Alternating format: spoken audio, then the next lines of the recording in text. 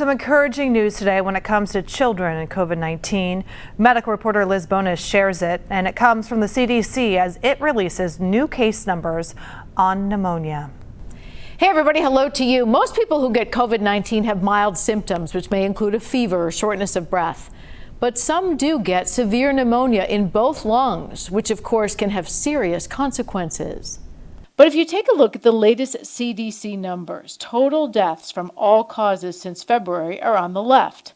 Current pneumonia deaths and COVID are on the right. So far, it appears this year's pneumonia deaths are not higher than in previous years. Normal death rate would vary during the course of the year from about 6% to a high of 8%. Understand right now we're at 7.6%. Dr. Chad Savage is an internal medicine specialist and healthcare policy advisor. He says, I don't think the average person would suspect that we're actually near normal levels for pneumonia influenza death rate when we look at how many people are dying from this disease. The way it's being covered would sound like it's a rampant scourge. When it comes to kids, this graph shows even better news. So when you see these pneumonia numbers, what is it that we should know about them, especially when it comes to children?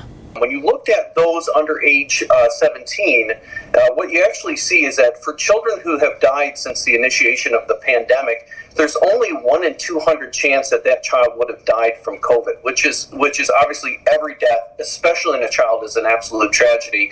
But what that suggests is that this is largely a disease that is affecting older people, and that our focus on children may be somewhat misplaced, and we may be using resources that could be better served to protect the elderly, who are the ones primarily susceptible to this, diverting them to the children who actually may be least, and in fact are least susceptible to this.